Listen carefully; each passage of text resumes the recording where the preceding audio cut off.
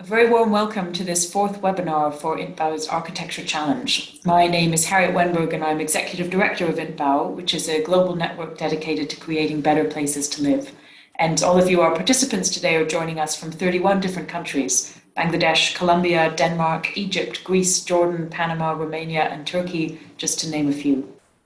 So the INTBAU Architecture Challenge is a competition for low carbon, no carbon, and carbon negative designs for resilient and adaptable houses. The design competition of the challenge is going to launch on the 11th of November, which is Built Environment Day of COP26, the UN Climate Conference. That launch is going to be online, so you can look out for it on websites and on social media. And at that point, from the 11th of November, all the details on how to submit a design proposal will be available online. The deadline for entries is going to be next May, so May 2022, which is a good long window for design proposals to be pulled together either as individuals or in teams and sent through to us. There are going to be cash prizes for selected entries, and we're also then going to work with winners to look for opportunities to construct and to test their designs in the contexts for which they're intended. And all of this in the spirit of the Architecture Challenge, which is to advance local traditions for global sustainability. These webinars are going to continue until next May, and they're designed in parts to help encourage and to guide strong entries to the competition. So do keep tuning in. Before moving on to talking about today's session, some thanks to our sponsors, Ali Reza and Mina Sagarchi and Stanhope Gate Architecture. So today's session is going to focus on material matters. And if a building can be no better than what it's made of, our four speakers are each going to be talking us through one material with which they have a lot of experience. We're then going to move on to discussion and questions from you, our participants, and you can type your questions in the Q&A box at the bottom of your screen. So without further ado, our first speaker is Kieran Pereira, who is the author of Sand Stories: Surprising Truths About the Global Sand Crisis and the Quest for Sustainable Solutions, as well as the founder of sandstories.org. Kieran's work focuses on finding and promoting solutions to the global sand crisis. Her work has been featured in the award-winning documentary Sand Wars, and also in media such as The Economist, BBC Radio, Al Jazeera, and the Financial Times. Over to you, Kieran. Okay, super. All right. So thank you very much for inviting me. I feel very privileged to be part of this talk, and I'm happy to share what I've learned so far. So as Harriet rightly mentioned, sand is the unsung hero of our world. It seems to be everywhere from what I've discovered. And I'd like to share with you a few things. So in 2020, many of you might know that, the year has the unsavory reputation of, this is when we discovered that global human-made mass exceeds all living biomass.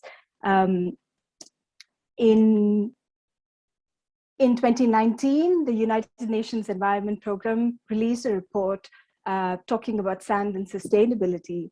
And from what they outline in the report, the scale of the challenge makes it one of the major sustainability challenges of the 21st century. So it's really, really important that we pay attention to how sand is utilized in our built environment, because that is the major consumer of this particular resource.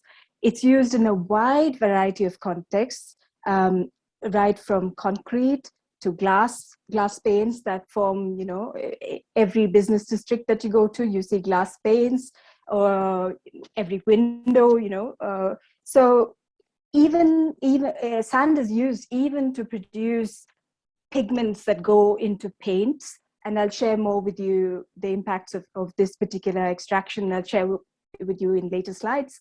It's also used to produce most of the metal objects that you see around this. In fact, for every ton of molten metal poured, you require 3 to 6 tons of sand.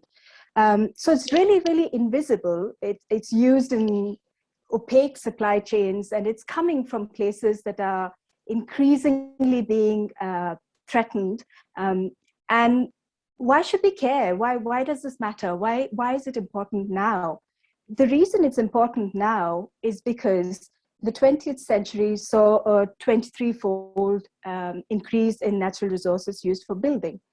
clearly this trajectory is not sustainable. This is not the way we can leave a better world for future generations, for our wildlife. So there has to be a better way of doing things. And this is certainly something that we have to look into across many parts of the world. In Belgium, for example, scientists did a study of the continental shelf, and they found out that this particular shelf is a very busy area. I don't know if you can see that. So if you see, there are wind farms, there are cables and pipelines. So even if the resource exists, so it's not run out in the sense of, it's not there anymore, it might be there, but there are competing uses for that, so it's not available for extraction. And another fact to consider is two facts, actually. One is not every kind of sand is suitable for use in specific use. You need very specific types of sand for specific uses. So that limits the kind of places that we can get our sand from. And sand is a non-renewable resource in human timescales. It's formed in over geological timescales, hundreds, thousands, sometimes even millions of years. In some places, even living organisms are involved in forming the sand. And so there's this huge mismatch between how sand is formed in nature and the rate and scale and pace at which we are extracting and consuming this resource. If you look at glass, for example, glass is produced, these flat glass is produced in production called a float glass process. Each plant can produce about 55,000 to 60,000 kilometers of glass over its lifetime. It cannot be shut down for 10 to 15 years once it begins production. So think about the amount of sand. The world produces a combined output of about 1 million tons of glass a week. So because we're in a linear system where we kind of use these high carbon materials, and then at the end of life, we simply discard them, it's a tremendous waste of resource, and it causes huge social environmental impacts. So I'll share with you here are some images of mining affected communities. So sand is being extracted from rivers, lakes, riverbeds, farmlands, also from the bottom of the sea. And this obviously has huge impacts. People are losing their livelihoods. People are losing, sand also has a very intimate connection with water supply. So if you disrupt the sand flow, then it disrupts the percolation of water into the groundwater table. And so you find that people, for example, the third picture that you see on the top, these are people who live in a village in South India, and they have to travel about 30 miles every day because there's no more water in their village. So they have to travel to 30 miles to this particular place where they harvest these reeds and they make mats. The old lady that you see at the far right corner, she has to travel, tens of kilometers in search of water, drinking water, because of sand mining. Drinking water supplies have been affected. So it has like massive problems that are really, really not known by people who live in cities. Take it for granted. We don't really know where these materials are coming from. So it's really important. Even here in the UK, for example, Northern Ireland, it may not be illegal. This is legal sand mining right now. As of 2020, it has become legal sand mining. But it started at a time and a context where an environmental impact assessment was not necessary for this extraction activity, and it continues to this day. It has been fought in courts, and there's a huge story behind that. But the gist is that this particular site has all the right labels. It is a Ramsar site. It is a European special protection area, all of that, right? So technically it's a protected site, but extraction still happens. So so you can see that we're compromising the ability of future generations to meet their needs. We're compromising the kind of habitat that is available for our biodiversity and wildlife. It's really important to pay attention to where the sand comes from. In Morocco, for example, you find that a lot of tourists going to Morocco to enjoy the beaches, but beaches are being destroyed because there's a huge sand mafia involved there that destroys these, extracts sand from beaches in order to build the buildings, right? So we're kind of eating away at the very source of the industry in Morocco. Sand is also used for land reclamation in massive, massive volumes. Here you can see an image from Malaysia, where fishermen were confronting a dredger, these huge boats that suck up the sand from the bottom of the seabed. And that's problematic because you can see in the picture on the right, you see a fish market where 20,000 fishermen sell their catch. And all their livelihoods are at stake if the bottom of if the fish habitat is disrupted, and then they're unable to make a living. I also want to share with you this story from Madagascar, mineral sand mining. So, concrete is, of course, the dominant user of sand and gravel, but we also need to think about the pigments that go into paints. Now, this particular story is from, like I said, we derive pigments from heavy mineral sands, and these heavy mineral sands often come from developing countries like Sierra Leone, Madagascar, Mozambique, India, Vietnam, many other places. But the context in each of these places is hugely problematic. For example, in this particular place, you can see this particular mining company exceeded its given boundaries, and it kind of infringed on the buffer zone that was set up to protect the people and from mining products. So the water in which people fish and they bathe and they use the water for cooking and various is now exposed to uranium and lead, and independent tests commissioned by a British charity have found that the level of lead and uranium in the water is more than 50 times higher than what the WHO permits. So at this particular, there were huge protests. About 1,000 people tried to file a class action suit, and the company promptly paid off about 50% of the villages. So there were not enough people to then take further action in court. So it's hugely problematic. It's hugely contested. The kind of, you're familiar, of course, with carbon offsets, right? So carbon offsets, the concept of, oh, we just plant trees somewhere. Well, but what happened here in Madagascar, for example, was that because the company wanted to green its mine, it said, okay, we will not mine here, and we will plant trees here. We'll not allow trees to be cut down here. So, but the people who were dependent on that particular place were not all were consulted. So they lost access to firewood, to medicines,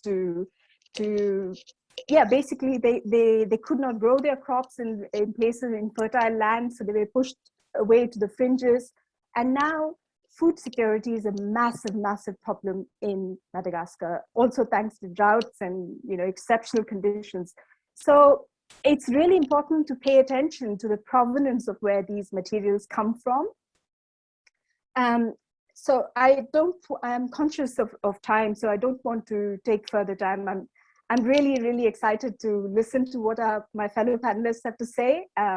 I'm going to be taking furious notes as they speak, and I'm really excited to, if you want to contact me, here's where you can, and I'll leave it at that. Thanks again. Thank you so much, Kieran. Just to say, everyone, I'm going to step in briefly. We've had an issue with Harriet's connection, so I'm going to host from now on. But that was wonderful, so thank you, Kieran. Moving swiftly on, we've got the next speaker, who is Jez Ralph. So I'm going to briefly introduce Jez, and then he's going to share with us some slides. So thanks for joining, Jez. Jez is the founding director of Timber Strategies, and he regularly teaches at architecture schools across the country and coordinates events with the timber industry. His background is in forestry management, and he's going to be examining the connection between material in the landscape, chain of supply and demand, and looking at the future of our forests.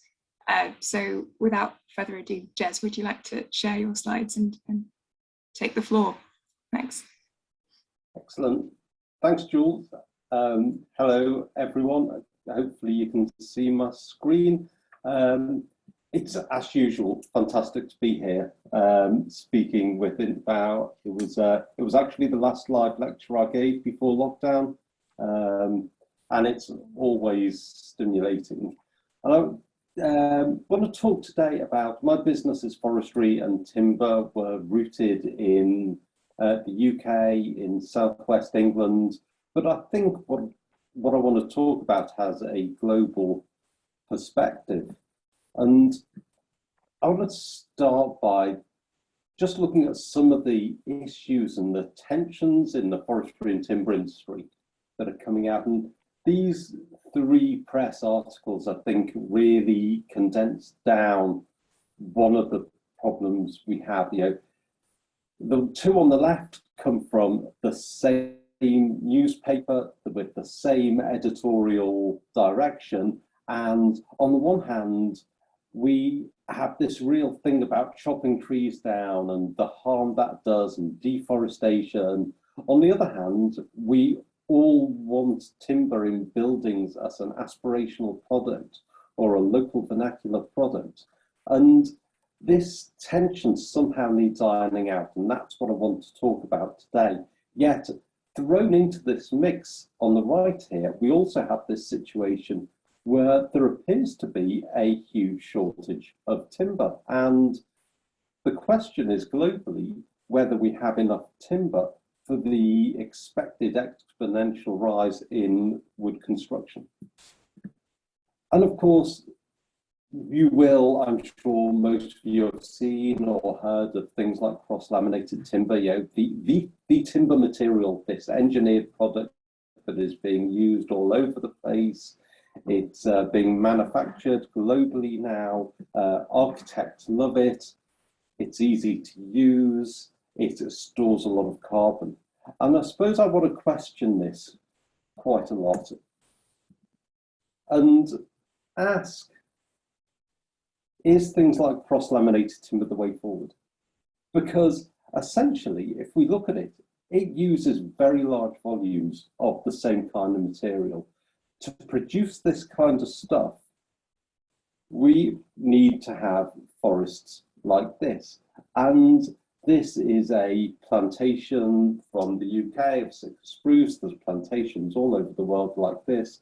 It's monocultural, it's brutalist, it's actually come from the modernist tradition of architecture and construction about imposing ourselves on the world.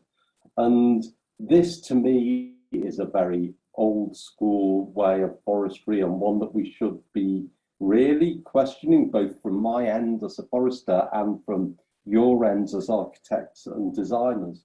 But at the other end of the spectrum is this response we had to that plantation forestry, these brutal, lifeless monocultures, is to revert and look towards what we might call native forestry or more natural orientated forestry, this sort of verdant idyll we have in our heads of what we think a natural woodland looks like. And the problem is that whilst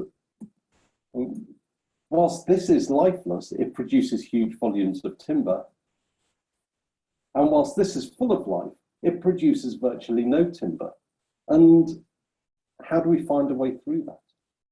And then to throw into this is the whole idea of changing climate. And of course, we know that climate's changing. And what does that actually mean for wood supply, for timber supply, for forestry, for how we grow the wood that designers use? Well, this fairly boring slide shows our most common species in the UK on the left and a load of factors that affect growing conditions. You don't need to know what they are. Basically, green is good, light green's pretty good. If it goes to red, it's bad. And this says pretty much where I am now at our office on the Dartington estate, we can grow virtually anything pretty well. I mean, today is a fine example. It's warm and damp, and that's pretty much how it is all through the year here. If we model this to a 50-year high change forecast for climate, this is the result we get. And actually, it's pretty alarming. All of a sudden, a lot of those species that we think we can grow well now, we're not going to be able to grow well in the future. This isn't to say they're all going to die, but it is to say that we might not be able to get good quality construction timber from them. And so as growers, what we plant today affects what you use in 50 or 80 years' time.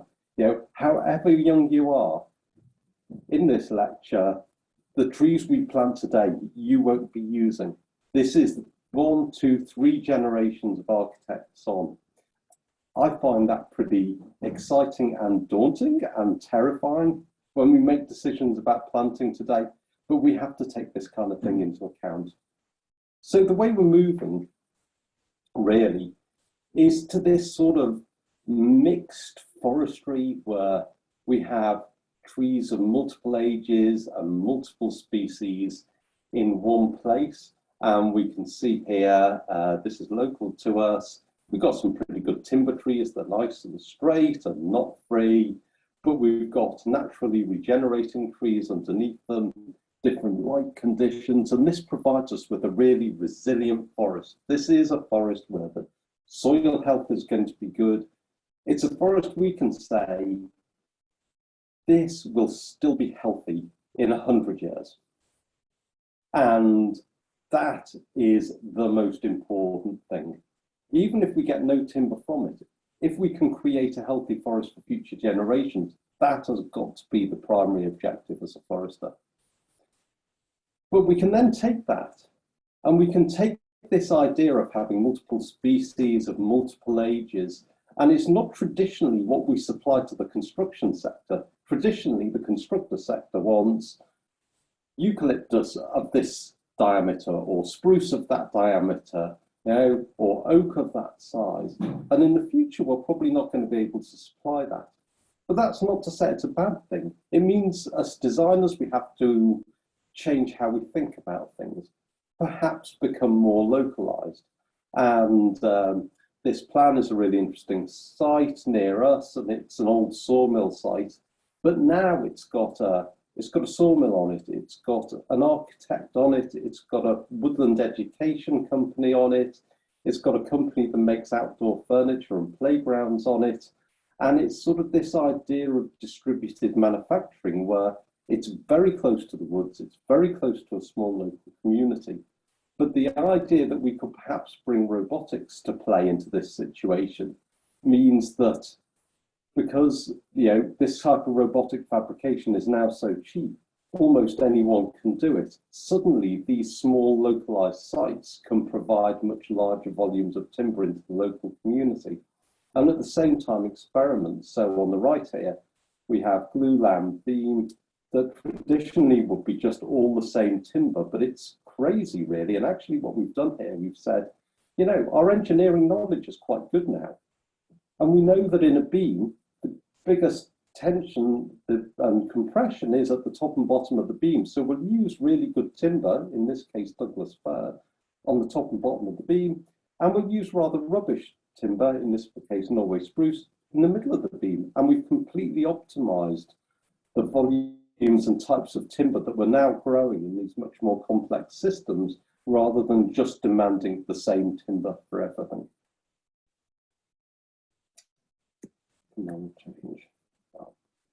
And we can start to address our knowledge of timber. So in the last few years, what we've known, traditionally, we've taken a very craft-based approach to our timber. Does a tree look good? Yeah, it looks good. That's good quality then. Yeah, does this beam look good? Yeah, it looks all right. Well, that's medium quality then. We know so much about the cellular structure of timber now that we're in a position to start really optimizing how we use timber. So taking a tree and say, what is the best possible use of this? how can we make the strongest beam from the smallest amount of timber because of our engineering knowledge and our biological knowledge of this material?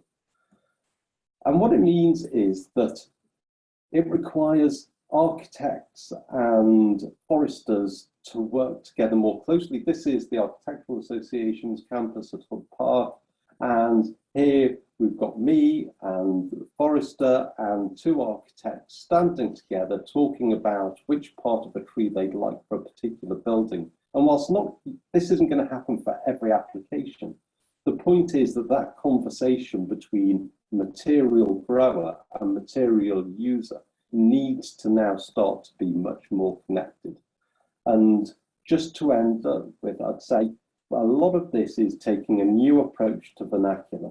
So on the left here, we have a Devon longhouse. It was built in the 13th century. I think it's one of the oldest buildings in Britain, and it's built of stone because stone was the natural material for the place. It's long and thin because it has living at one end and cattle housed at the other end. And on the right here is a new approach to exactly the same type of structure, only it uses wood because wood is what's there on the site. Stone used to be there, and that's why that vernacular was stone. Wood is here now, and that's why it's vernacular. And it's about, oh, sorry, let me just share that again.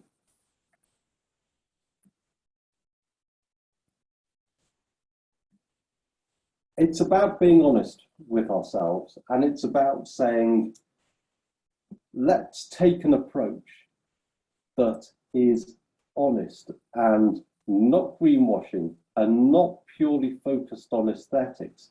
This is the Chanel catwalk from 2016 or 17, where they imported trees and made this huge forest setting, and I find this hugely disturbing.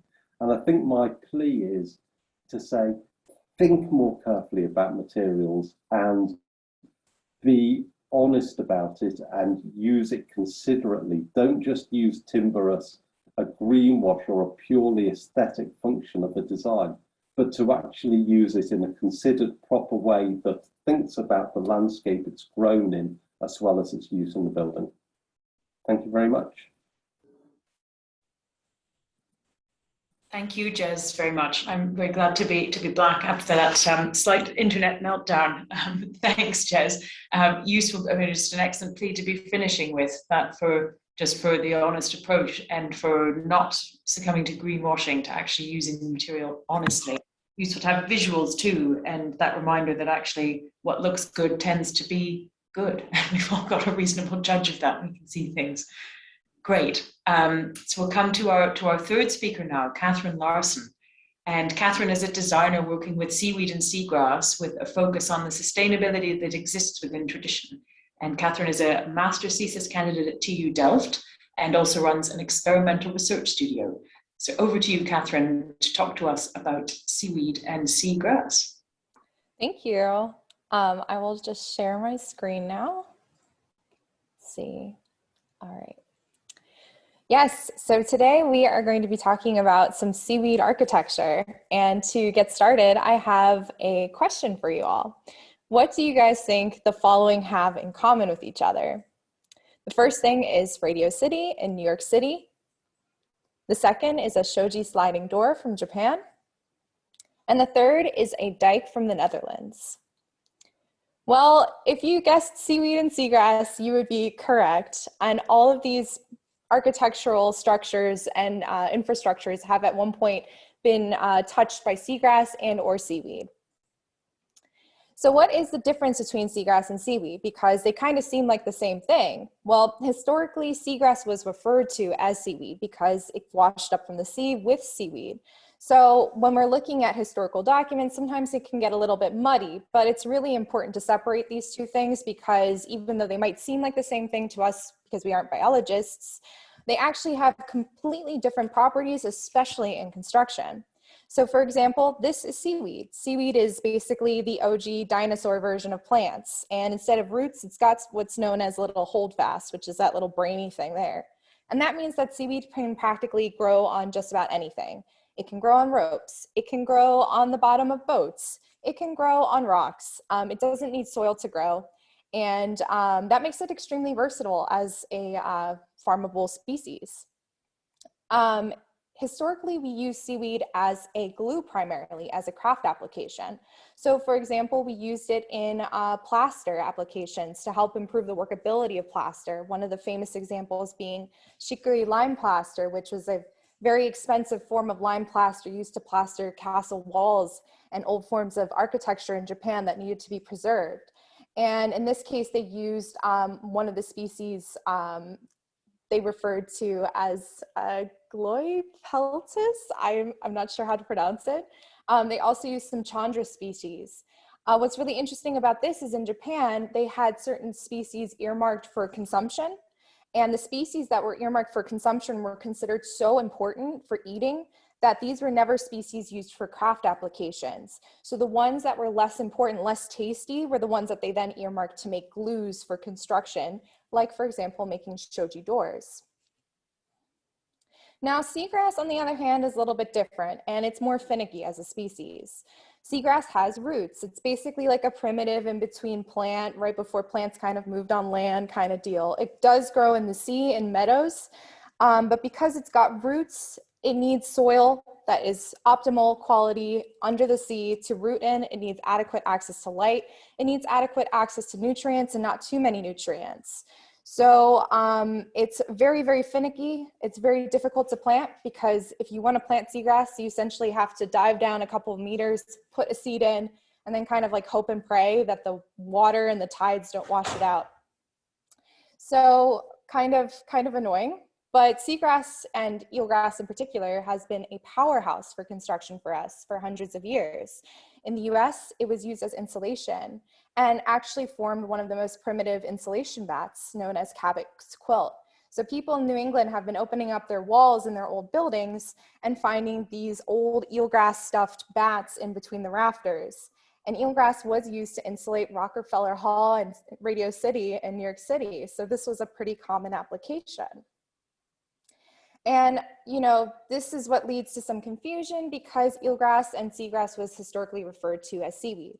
So I have this old archival article here from the 1920s in London where they're talking about an insulation product being seaweed, long green ribbons, but what they're describing is Cabot's quilt. So I know that from reading this, what they're actually describing is seagrass. Seagrass is a great insulator. It is also really good for thatching, and also really good as a dike material, apparently, because in the Middle Ages in the Netherlands, they would use it to prevent erosion. As eelgrass or seagrass comes into contact with moisture over a long period of time, it tends to clump, it tends to condense together. So they would line the side of earthen dikes with this, and this would prevent the dike from eroding over time.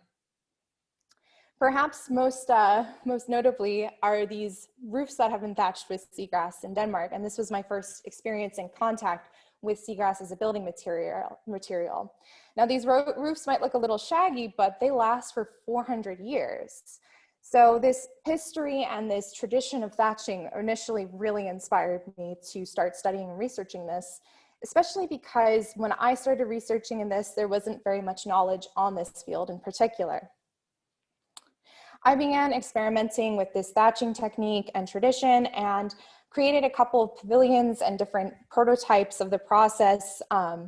What's really fascinating about eelgrass in particular and using it as a thatching material is that we don't know so much about this thatching technique. And through my experiments and processes and failures, I figured out that there's a reason that it's thatched so thickly. The reason being that the outer layer turns into kind of like a slime.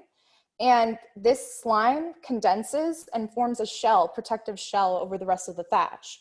So all forms of really traditional thatch with eelgrass have this incredibly thick, massive amount of eelgrass, creating this shell-like structure, which protects it and keeps it safe for hundreds of years. And unfortunately, as I found out through my own installations, when you try to slim it down, you try to make it cute and nice and aesthetically pleasing, it will disintegrate into fertilizer. So not ideal, but we learned something about this old construction by experimenting with it. And eelgrass is still a great insulator. When it's in walls, it will not disintegrate. It absorbs and releases moisture, so it's safe in wall cavities for hundreds of years.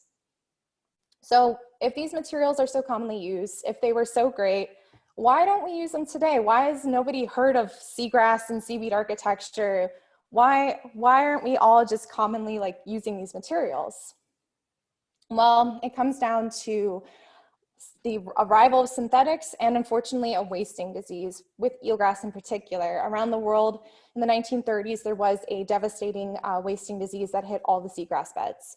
So in Denmark in particular, the eelgrass beds went from this to this. And in that process, all the seaweed export industries, seaweed referring to seagrass actually, they all collapsed. We had thriving seagrass export industries for insulation, for mattress stuffing, for all sorts of craft applications, for upholstery. All of that kind of turned in under itself and was quickly replaced by synthetics. And it was the same thing with the craft applications of glues for seaweed. That ended up becoming very expensive to extract and use, and is now only used in some very obscure heritage applications because it's so expensive compared to just regular synthetic glue. So the rise of industrialization combined with issues with farming kind of created this perfect collapse and storm in the 1930s to 1950s. And so suddenly people have never heard about this. So when I'm researching seaweed and seagrass, there's a couple of things that I'm looking at. I'm trying to look at how can I optimize the species that I'm using? How can I make sure that I'm using them responsibly? With seaweed in particular, the most species in Europe are actually harvested wild from the sea, which means that they're depleting wild stocks. They're not actually farmed. So when it comes to farming seaweed too, there tends to be a monoculture that focuses on pharmaceutical applications as well as food applications. So there's kind of a danger here that if this explodes in popularity, or if people go out and are harvesting seaweed and are not harvesting it safely and properly, they could kill off a bunch of the seaweed that we need to keep our oceans healthy. And it's the same thing with seagrass. I was really privileged and fortunate enough to meet Kurt here. Kurt is one of the original seaweed farmers of Denmark. He was farming it in Moon as a child in the 1950s. And I got to visit his farm and learn more about the seagrass farming experience in Denmark. So what he does is he harvests, he receives a permit from the communes to harvest a small amount when it has first washed up. There's a season for it when the storms come and eelgrass washes up on the shores. So when it's fresh and dry, he takes that eelgrass from the sea, washed up, he puts it on a field for 2 to 3 weeks. It rains, he harvests it up again off the fields, compresses it into bales, and then it stays in his barn where it's used for insulation and for rethatching the roofs. The danger with eelgrass especially is that if it's over-farmed, if it's over-consumed, you can permanently damage the seabeds. And around the world, they're trying desperately to reseed these seabeds. If it's properly farmed, it's at a minimal extraction. As you can see here, there's a mountain of eelgrass on the shores of Denmark. But the risk of over-farming is very real as a material, and one we should be very aware of, because also there needs to be seagrass for herring to spawn their eggs on the shores. So it's a very important material ecologically. There is a risk if we over-farm it. So I've been focusing on invasive species for my thesis. This was a map I drew of Venice when I was in Venice for a residency, and I was looking at 2 species in particular, wakame and sargassum. These 2 species hitched a ride on boats in China and came all the way to Venice, where they began to take over the local population of native seaweed species. So I looked at using these species in particular as a material, as a resource. And this is something that I'm carrying through to my thesis, which is, I'm cheekily calling seaweed farm to table because I'm looking at this entire process of farming seaweed and seagrass and using it as a resource. So one of the things that I'm looking at are creating wall finishes, looking at the way, for example, in Denmark, that they used to create paint out of Irish moss, and looking how we can create different paints, different bioplastics, all natural, using native species from these regions as well as invasives. I'm also looking at how to make different art out of this these paints that I'm making. And the same paint recipe also forms a decent bioplastic. In addition to that, I'm also looking at a form of bioconcrete where I can use mussel shells, which farm really well with seaweed, grinding them up and turning them into a form of concrete using seaweed glue. And finally, I'm looking at some of the Japanese applications of using seaweed in plaster. But in this case, I'm looking at using invasive sargassum that comes from Saint Martin, yes, Saint Martin, the island of Saint Martin, where they have the Sargasso seas. And so they've done a climate cleanup there. They have massive amounts of sargassum. So I've received some of the sargassum and I'm working on using it as a plaster application, as both a glue and a fiber in the plaster. So finally, this is my last slide with some resources for my website and my YouTube channel where I go much more in depth on this subject. But yeah, I look forward to hearing more from my fellow presenters. Thank you, Catherine, very much. I'll be interested to see on the Q&A if there were other seaweed or seagrass experts lurking amongst participants here that are going to pose some really tricky questions on those as materials, but amazing insight, I think, for a lot of us that didn't know so much about those two. And certainly you mentioning the tricky points that all needing to keep in mind of supply chain and of extraction difficulties as well. Great stuff. Thanks, Catherine. We'll come now to Toby Pure, and Toby has been working as a project architect at Article 25 since 2017, during which time he has led healthcare and education projects in Niger, Nepal, Tanzania, and Myanmar. And Toby is going to be presenting Article 25's ongoing project at Collège Ampaté Ba in Niger, where they've been using locally quarried laterite as the principal building material for a host of new classroom blocks and of ancillary buildings. So it's over to Toby to tell us something of that project and also of laterite as a material. Thanks very much, Harriet, for the introduction, and good afternoon to everyone right around the world. I'm just going to share my screen. Got some pictures. So yeah, as Harriet's already said, I'll be talking about this material laterite, which might be new to many of you. Particularly those of you kind of familiar with working in Europe, where you're not going to find much of it. I'm going to tell you a little bit about laterite and then kind of use this project in Niger as a kind of tool to show the process of extracting it and then building with it. So first up, what is it? Laterite is both kind of soil and rock. It's found kind of in many parts of the world in kind of tropical equatorial zones. So it's kind of areas where the land is subjected to kind of very heavy rain and heavy sun exposure in kind of quick succession. So that map at the bottom there, the kind of peachy orange color, shows areas where you'll find lateritic soil or rock. So much of West and Central Africa, you've got Southeast Asia, parts of Brazil too.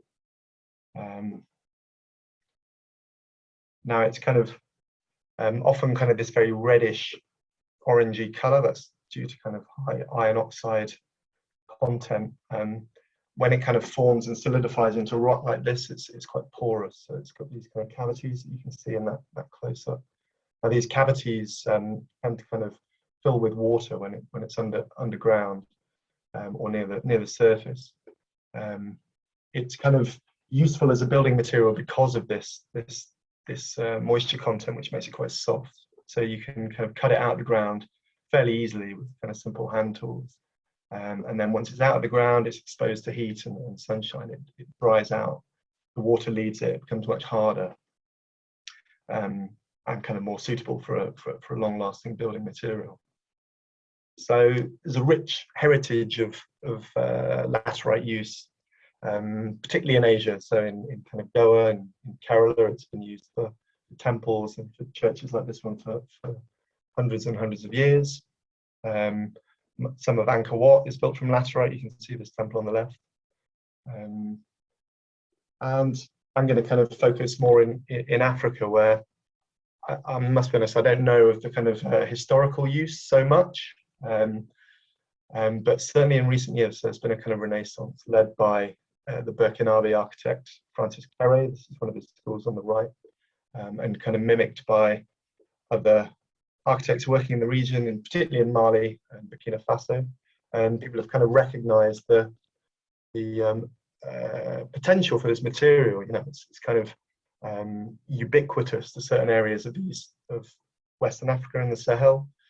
So it's very cheap. It's easily kind of used. Like the techniques to use it are similar to other masonry techniques. So you don't have to kind of reinvent the wheel when you're using it. And it's obviously a kind of environmentally, it's an attractive proposition when compared to kind of cement blocks, which are the kind of default option for people building in many of these places. So obviously, kind of if it's hand mined, it has massive advantage in terms of embodied energy when compared to kind of other typical masonry options. You know, negligible embodied energy, frankly, if it's kind of locally mined and done so without machinery, which is often the way. You know, however, that would be slightly kind of naive to kind of leave at that. So this is a picture from Kerala, where the use of laterite is much more kind of industrialized, if you will. So there are hundreds of quarries across that region of India. And as with any kind of industrialized mining, there are environmental problems associated with that. So you can kind of see this obvious loss of biodiversity, where the forest is being cut back and this big hole dug out the ground. Local kind of populations face issues with the impact it has on their drinking water supplies, the noise, explosions used to kind of break open the land, you know, all the kind of familiar things with that. So as with all these things, they're sustainable up to a point, but if unregulated and kind of done to excess, then they quickly are not sustainable. But you know, West Africa and Niger in particular is nowhere near that. So on to our project in Niger, and this is a picture from a few months back on site, where loads of laterite blocks ready to be kind of used in the construction.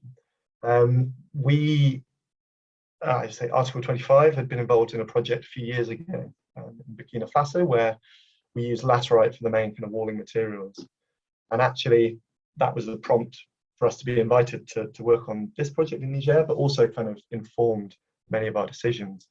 Niger, unlike Burkina Faso, doesn't have much of a kind of public awareness of laterite. It's not used much at all. And so we wanted to use this project as a kind of exemplar to kind of show its potential, really, in a place where people are not familiar with the material, or maybe write it off as something kind of backward looking and for the kind of poor villages. So just for a tiny bit of context, Niger is a big landlocked country in kind of central West Africa. You can see here it's on the kind of southern edge of the Sahara. It's mostly desert, and in the kind of southern edge of the country is where the population is kind of grouped and gathered, where it's a little bit more temperate. So our project's in Niamey, the capital, which is this red dot on the river Niger, which gives the country its name. This gives you a sense of what it's like. It's a very hot place. The colour of the land around Niamey kind of speaks of the laterite content.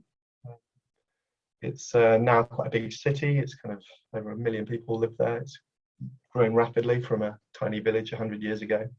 And this is where the project is. So the project is working with College Hampâté-Bâ.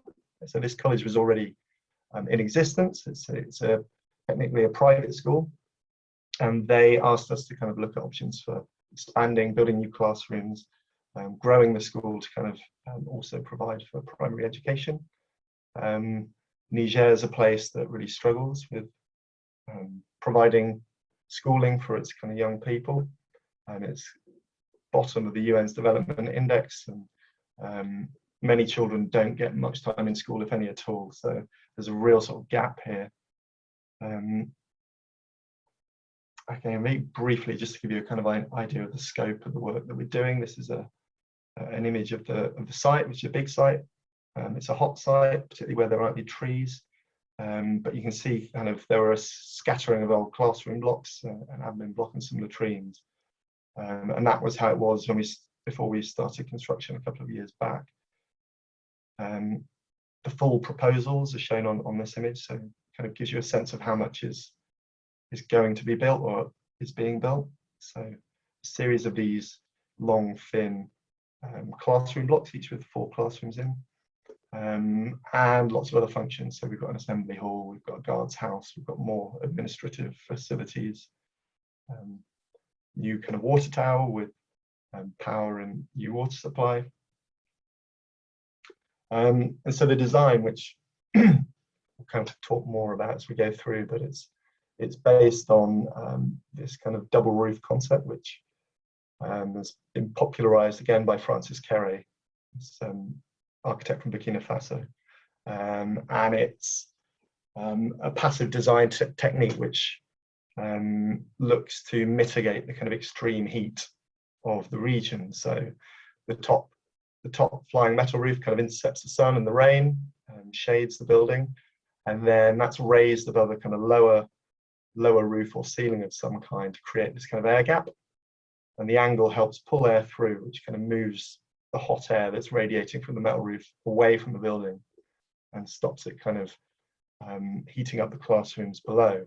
And this has been proved to kind of really take a few centigrade off into internal temperatures, which is really, really handy and kind of helps the learning and teaching environment no end. Here you can see this. So this was the project back in 2014, also in laterite blocks, you can see there. So the design is quite simple. It's got these kind of 4 classrooms with this masonry walled enclosure. Now the columns hide very thin reinforced concrete columns within them, so it also forms the formwork. The laterite blocks are the formwork. Then we have a concrete ring beam with a vaulted lower roof, and then this lightweight flying metal roof above. This is an image of the kind of proposed classroom, so you can kind of see all this lovely exposed laterite, and this is with that metal roof flying above.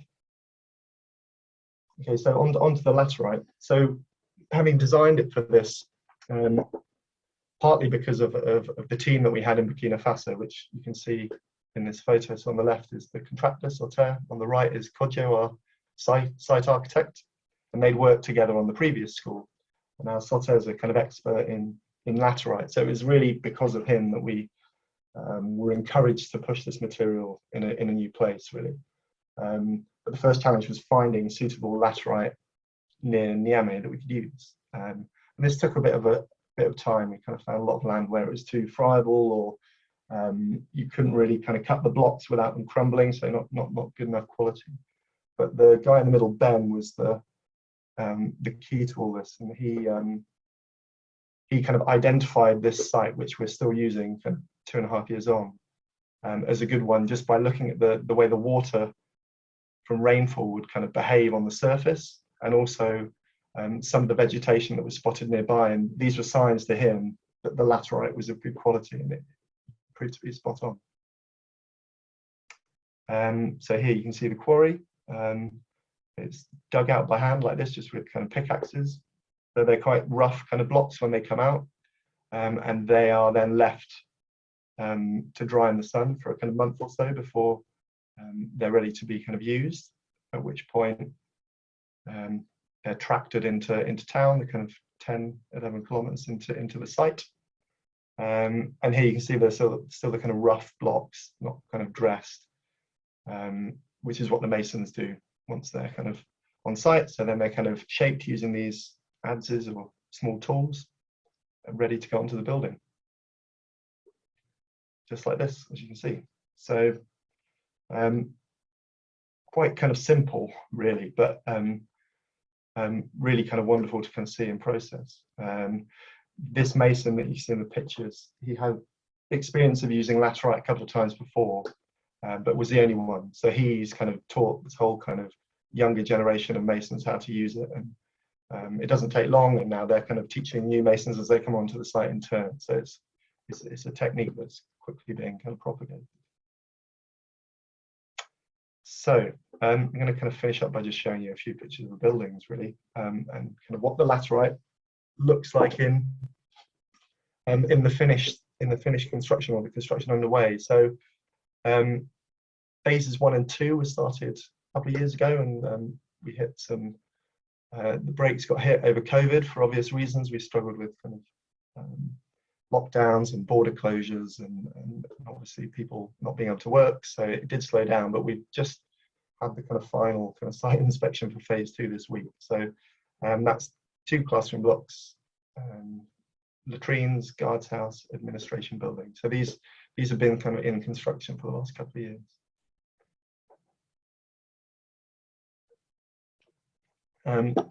So as it was kind of the first time for many of these masons using it, we used the guards house as kind of a test building, as it were. So we started on the guards house, kind of everyone happy with the techniques, and then once everyone gaining confidence, kind of got rolled out into the classroom blocks. This is one of the classroom blocks kind of over the ring beam now, so you can see the doors and windows have gone in. The vaults, which we'd hoped to do in laterite, but ended up doing in kind of compressed earth blocks instead, just because of the slightly unwieldy nature of the laterite. It's hard to make into kind of smaller blocks, which are better for these type of kind of jack arches. And it's a view of one of the classroom blocks, so you can see kind of 2 classrooms in the near, and then there's a small gap, which is a kind of shaded gathering area, and then two classroom blocks beyond it. But this was all just before things slowed down last spring, before kind of COVID kind of got in the way. It was the guards house. This was kind of finished up first of all. It's a simpler building without the flying roof. That steel kind of adds a lot of cost relatively to the building, so it's only used where we have kind of high occupancy, and kids are in there all the way through the day, where it's really required for the passive cooling. And eventually kind of, so when was it? It was in time for the school year last year, so kind of August, September last year, the first classroom block was finished, and you can see that on the right here. So it's been in use ever since, and it's been a real hit. Some shots from inside there, you can see the earth brick bolts.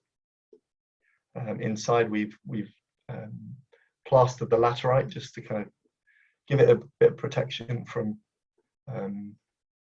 heavy use, shall we say.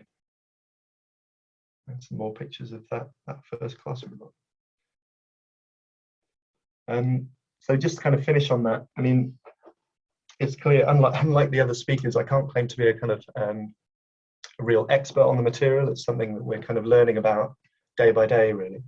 But we are doing what we can to kind of understand the material better. So we're kind of we're doing lab tests on the blocks kind of over time, just to kind of try and get a handle on how much strength they gain as they dry out and time passes.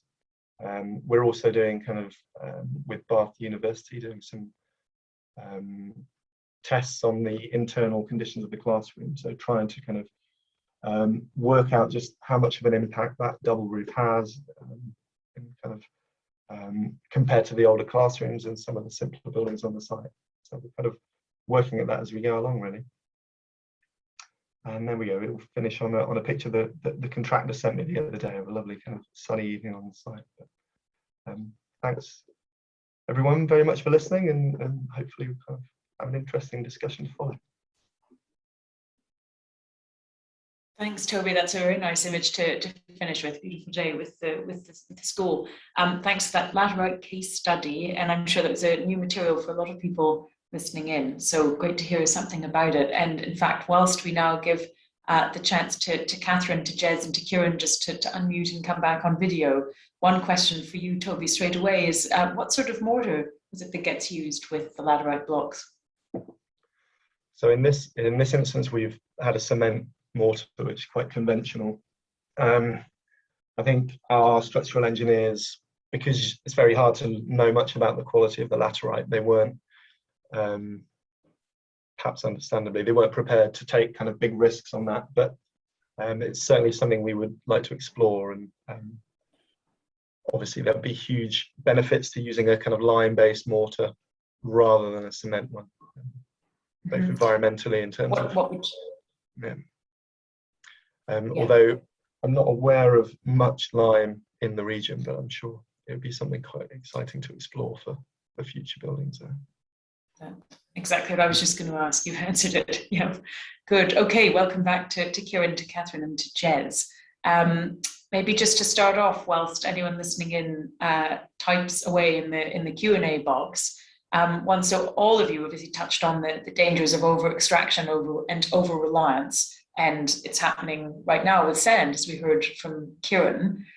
So how, for the others, how can we prevent the same being repeated with wood, with seaweed and seagrass, and with kelp? Maybe just thinking if you know of any examples, or if you have a limit in mind of, in Toby's case, there could be 6 schools done with laterite in that area and absolutely no more, and how you would go about sort of stopping. And with Catherine, you touched on some of this isn't a material that we should all be using to do the roof on our house for multiple reasons, one of which being there isn't enough and it would destroy sort of ecosystems. And Jez, similarly, we've got to have healthy forests and use the wood that can give us sort of quite naturally.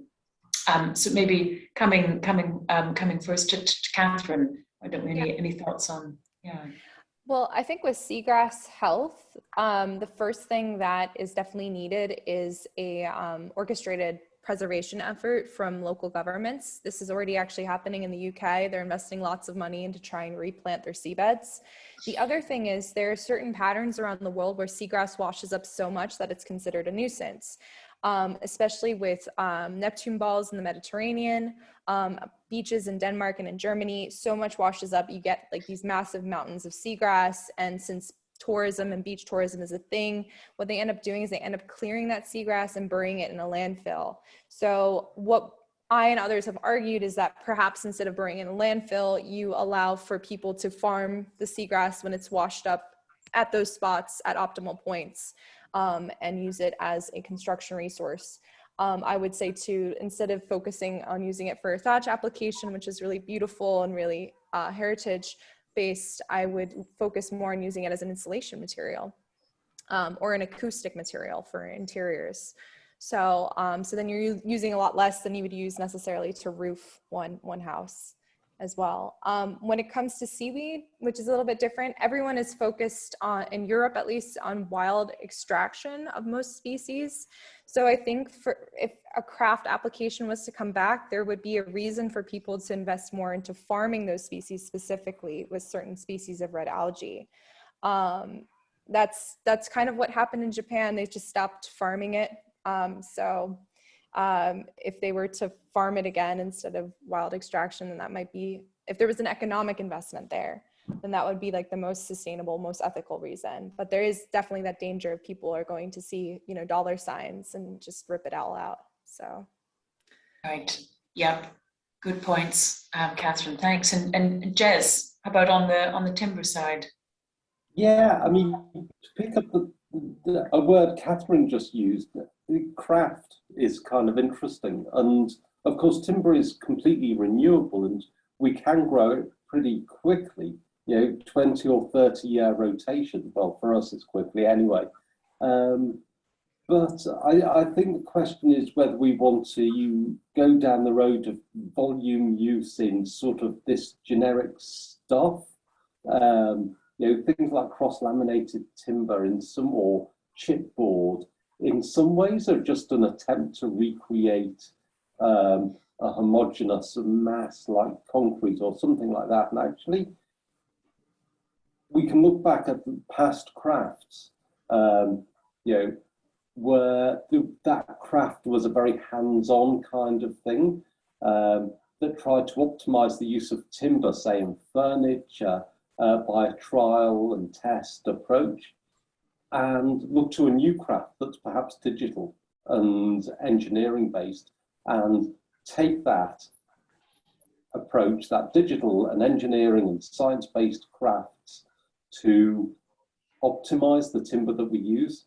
So saying, if I'm just building a house, to use cross-laminated timber is quite a sort of perhaps I don't know, arrogant perhaps way of using a large volume of timber when it could be post and beam using very good quality timber.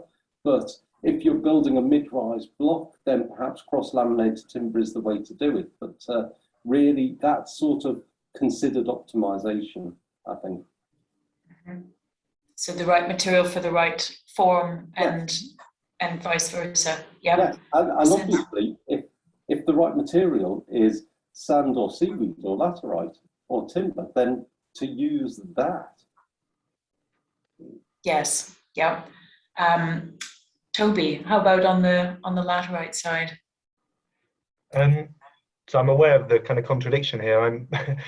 I'm at the other end of this timeline, kind of working on a project that we want to be an exemplar to encourage people to use this material in a way that at the moment we feel it's underutilized. So we're quite a long way away from Niger being in a place, I think, where laterite extraction is really problematic.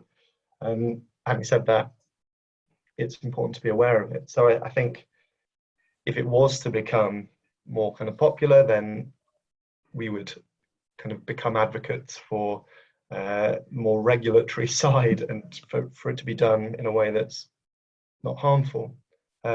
Ostensibly, I'm not sure that, so the areas it's coming from, there's no one living there. It's kind of big barren deserts. It's not quite like Kerala where these laterite areas are heavily populated and cultivated. So ostensibly, I don't know if there'd be a huge problem. But of course, I'm also ignorant and I don't know what the kind of environmental impacts would be if it became a kind of more commercialized thing. So it'd be something to be really tightly controlled moving forward, I think.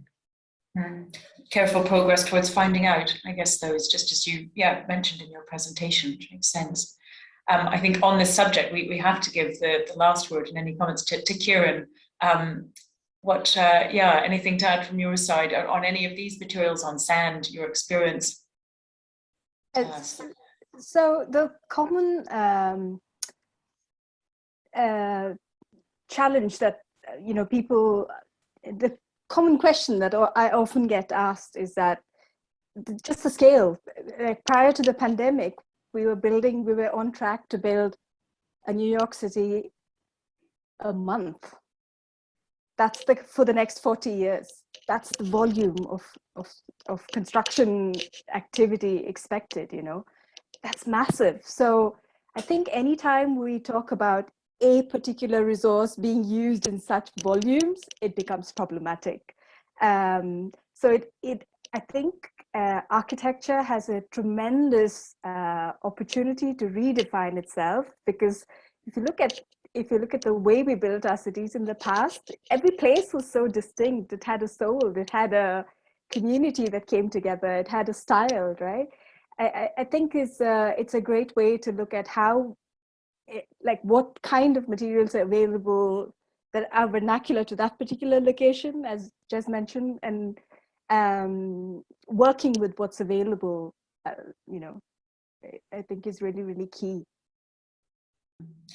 So part of it being, yes, exactly that, not just resorting to what have become the ubiquitous, the concrete, cement, steel, glass that everybody knows how to use and that now you can get absolutely anywhere, obviously with huge costs associated environmentally and otherwise. But that diversity of materials and fitting the material to the place, and also being willing, just as Toby's saying, to look at what is working about using that material and also what then might not be if it pushes beyond a certain point. I wonder, architects getting to know more sort of through hands-on work and through talks like these about how materials work, just to have the confidence to use them, I guess, in their projects, to design for them. What I would really, really like to see is successful projects like the ones that you've shared, being shared freely. And for example, as somebody who works in this space and who wants to share the examples of alternative construction methods, I find it very hard to get information, to get images, high quality images that can show these kind of constructions, that can showcase these kind of projects, So I think it's quite important to publicize this kind of work that you're doing. It's so important. Well, that's good. Let's work together on that, Kieran, definitely, and then hope that at the end of this challenge, we're going to have a whole lot more good design proposals to add to that repertoire from people who take part, definitely. Toby, one for you that's come from Andrew Coates, and Andrew, who actually joined us as a speaker, a question answer on last month's session. And Andrew has done a bit of work using Laterite himself in Central Africa, and he's wondering, have you trialed cutting the foundation, sort of having a foundation that's cut literally into a sort of laterite bed directly, or doing a foundation with a laterite block? Andrew, I actually haven't, no, and it's not something I've seen, but it kind of makes sense to me. You know, this laterite has been basically in that position for many millennia and kind of survived. So why can it kind of have a house on top of it? I'd be interested to know more actually on this. But the contractor has often kind of talked to me about using it as basically it's kind of flooring, it's kind of paving, which is really interesting, and he's done that successfully, and it just weathers into this really, really hard surface, really beautiful. So I think we only, certainly myself, I'm sort of willing to admit I'm only kind of scratching the surface here. There's a lot of potential for how it could be used, and foundations would be great, because in this building, you know, there's plenty of cement block in there and concrete, I'm afraid to say, which is kind of regrettable. But yeah, if we could use laterite below ground as well, that'd be wonderful. Yeah, and yeah, for next projects, all the learning process. Well, Toby and Andrew, we can put you two in touch, because I think you'll have things to share. So one maybe now on a question about thinking the fact that resources for buildings or construction materials and otherwise becoming increasingly finite, and thinking that, just as Kieran was mentioning, you know, that the way that statistic gets presented, that it's a New York every month, in some cases it's a Paris every day for the next number of years, you know, needing 3 billion new either for housing, basic infrastructure, 3 billion people needing access to that within the next 10, 15, 20 years. So the need for construction is there for sure. And we also know that what we have to build with is limited. The things we're building with now, resources aren't infinite. So maybe to each of you, thinking about those buildings of the future, of how are we going to be able to dictate, you know, who designs with what? Are we going to have, will it be the, for example, the forester who gets to say this isn't a good time for wood, so that can't happen, or the architect who would have, you know, sufficient training and kind of knowledge to be able to decide that. And even also thinking about how to certify, you know, what would really be deemed and trusted as being well sourced or ethically sourced as a material. So I wonder, maybe we could come to Kieran first on that one. So when it comes to sand, for example, I can hear an echo. Is that okay? We hear you clearly. Okay, super. So when it comes to sand, for example, once it was presented in the 2019 UNEP report, it was also presented at the United Nations Environment Assembly, and it was quite influential in 2 resolutions, one for sustainable infrastructure and one for mineral governance. And so you can see that changes is happening at a scale. So I think regulation has a huge role to play, and looking at the big picture is very, very important. Instead of, I think we should each ask ourselves, like, where does the buck stop? You know, we can point to everybody and say, okay, they should be responsible, but in my role, what I am going to do, like, where does the buck stop? You know, so I think that's the question I'd like to leave on the table. Yeah, a good one, definitely. Catherine, thoughts from you on that? Yeah, I've worked in the building industry already for like 5 years, and just in that short amount of time, I've just seen the amount of coordination that happens between client, contractor, architect, and you could have the best idea in the world, you could have this sustainable material, but if it's not the proper cost, you can't order to the site in the proper amount, the contractor doesn't know how to install it, or the contractor is scared that they'll install it incorrectly, it's just not going to be used. It needs to be something that people are comfortable using. It needs to be something that makes sense for people to be using, and it needs to be affordable enough. I think, like Kieran said, I think legislation is really important, really needed. I think we need carbon taxes on certain products and materials. I think we need to stop reaching and shipping for materials just because we like them aesthetically over something that could be just as good, that might be more close to the building site, that could be less in carbon emissions. I think there's a lot that we need to do. And one of the things that really concerns me as a younger person and a person in education is just seeing that conversation is only starting to happen. And my generation is like screaming for it to happen, but we're like told, oh, you're young, you don't have experience, you don't have, you don't know anything yet, you're still in school. So we feel almost not included. And so when we have these ideas about how to better our industry, we're not incorporated in that, because architecture is really a profession where seniority reigns. So it then becomes really difficult to push for change when older people in power don't want to necessarily take you seriously.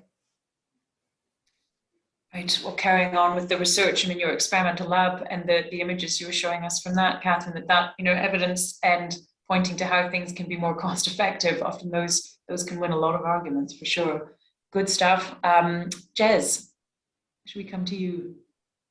Yeah. You remember the question? It's about a conversation. And I think it's interesting, Catherine, to talk about this relationship between the designer and the contractor and the client, etc. Well, that's all very well, but actually, critically for me, the person missing out of that is the material supplier. And it's all very well, people wanting materials that they know and that are easy to use. I just don't think that's going to be the future. You can't just have this generic, easy to use material anymore. And if you don't include the material grower or supplier or quarrier in that discussion from the start, then I think in the future it's going to be really difficult to design well.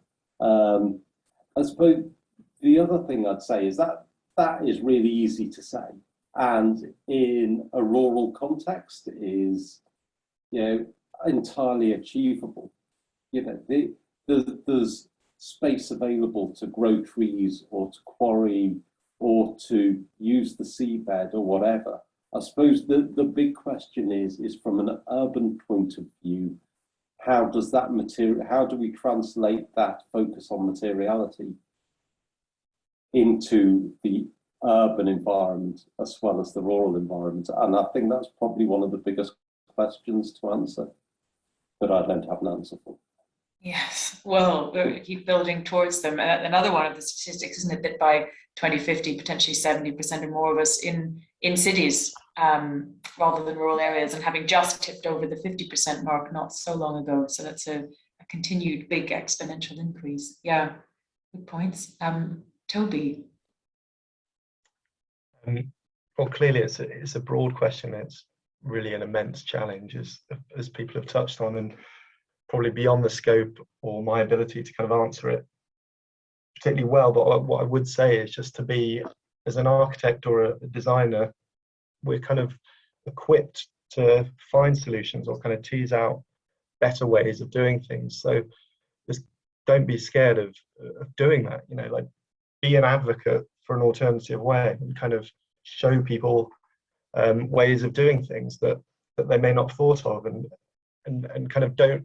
It can be really disheartening because often you feel you don't have the agency to do these things in projects, but whether it's within your own team, with the client, with the suppliers, with the contractors, just be a positive kind of advocate for things that you feel could be done in a more environmental way, or a way that better suits our future. That's what I would encourage everyone to do. A good answer. Yeah. And in fact, one that touches on what we've just been speaking about, that's come from Kath, is speaking about consumer demand. So, could it be that consumer-driven demand for specific products and materials is something we should be looking to try to work on, to influence, how to better communicate to people what's available and appropriate to use, and who's responsible, who would be responsible for doing that communicating of what might be appropriate and responsible and available to use, so that consumers start asking for different products for building. Toby, was that a hand? Did I see? Yeah. It wasn't, but I'll No. happily go. I'll happily go. It's a really interesting question, and I'll talk about kind of in relation to the type of work we do, where many of our projects are in Africa and in South Asia, and the consumers or the people that we're building for.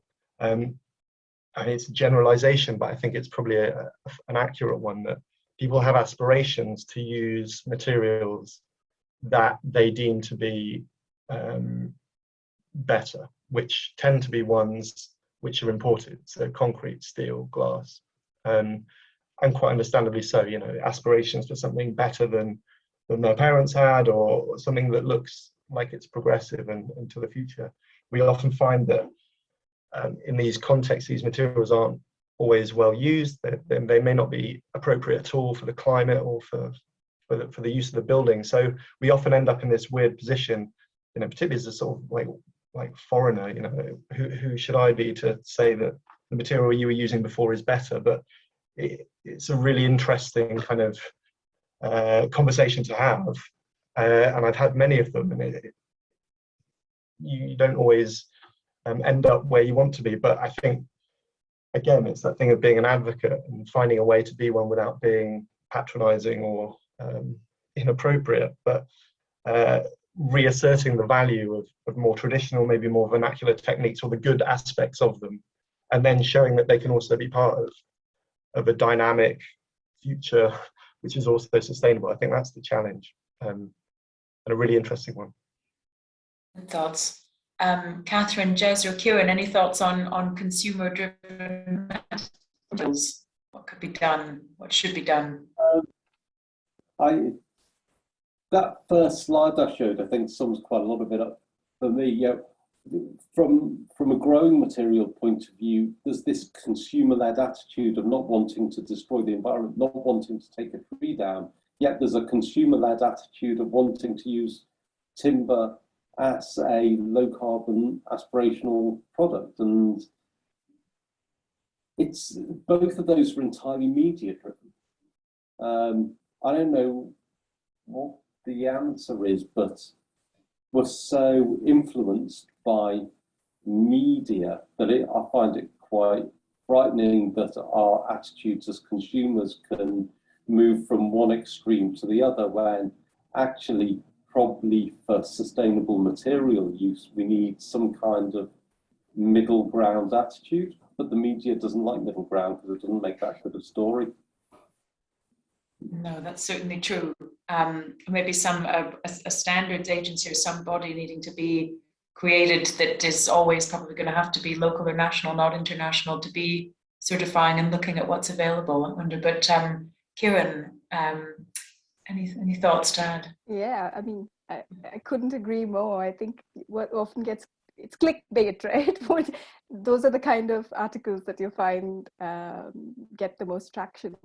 And yeah, I think there's definitely room for some sort of a local body to look at, regulate, bring in regulation. I see another question there for me, whether a building with earth would mitigate the abuse of sand consumption. Absolutely. I mean, I couldn't agree more. I think building with earth, rammed earth, compressed earth blocks, timber, laterite, seaweed, anything and everything, it's like whatever works for that particular region. Yeah, a huge variety of, we have a huge palette to choose from. And so I think whatever works for that place and that project. Mm-hmm. Good message from this session, definitely, of there is that broad palette out there. We're lucky to have it. We need to use it responsibly, but knowing how to use, a few more of the the colors, should we say, on the palette. Catherine, any thoughts from your side on consumer-driven demand? I know you spoke about the pharmaceutical industry and products that also have a big demand on seaweed and seagrass, so that there's quite a lot of unwitting demand on those materials. It's really interesting. I mean, my project went viral in 2019, my graduate project. And, you know, it was like total clickbait, like seaweed's gonna save the world. And I had no experience with this. So I misspoke sometimes, and then, realized, oh, what I put out there cannot be put back in. So now I'm a lot more conservative in how I share my information, and I try to take more responsibility with it. But I also realized that I feel like there's a really, a general lack of education surrounding building materials, surrounding architecture for the general public. So one of the things that I have started as my own initiative I've started a YouTube channel where I put little short lectures on, maybe just 3 to 5 minutes, where I try to focus on some of these issues, try to break down different concepts of architecture, heritage, explain why this is sustainable, explain why the architecture industry maybe works this way or that way, different stuff like that, to try and expose people so that they're not just getting some of this information from clickbait. I don't know how successful it's been yet, but I am hopeful that perhaps if there was some way that we could make this information more accessible for people, more consumable for people, that they could be more informed consumers in a society that ideally is not just driven by clickbait, hopefully. Sure, we're in a world that's so digital, so information's never been more readily accessible. It's just, say, finding what's the good stuff and how do we make sure that's what people are seeing, rather than clickbait, which does happen. Yeah, definitely does happen. One last question, and this I think is going to be a nice easy one. And Jez, it's for you. And Joaquin is asking, what do you do with tree bark? Hold on. you can make it into briquettes, very dense for wood fuel. It's good for insulation. Probably the best practical use for it is in biodistillation for pharmaceuticals. But in actual fact, I think on perhaps a wider note, you can't take everything out of the forest. You need to leave material in there to contribute to soil health and future trees and future quality timber for people. And bark, brash, some trees, they need to be left there because they're the future trees. Yes, well, no, exactly that. I'm glad Joaquin asked that, just for the opportunity to have a look at that briquette prop that you had immediately to hand. That was handy. Well, thanks to everybody who's just asked a question. And now just really to thank our 4 speakers, to thank Toby Peer, Catherine Larson, Kieran Pereira, and Jez Ralph very much for joining us, talking through these materials, and then also taking part in discussion and answering questions. And also thanks to Juliet Butler and to Sophia Kakamo for making everything work technically behind the scenes, and to Jules as well for stepping in when my internet was having its malfunction. The recordings of the first 3 sessions are online already, so catch up with those if you missed them, and please share them widely too. And because this is the 4th webinar, if you've now joined or watched all 4 webinars, you can request a certificate of attendance from us to show that you're taking part in this challenge and learning things as we go through. So I hope, as ever, that this session has given everyone the confidence and the incentive to take on the Architecture Challenge, to be looking towards the 11th of November and the design competition launch, to be putting your design proposals together between then and May. The 5th webinar is going to be Material Matters Part 2, so looking at 4 more materials, and that will be on Friday, the 26th of November, and details on that and the registration link to follow. You can register on the Architecture Challenge website if you haven't already, and then you'll be kept informed of everything that's coming up. And with that, really is just thanks very, very much once again, especially to our 4 speakers and to all of you for joining us. Thanks.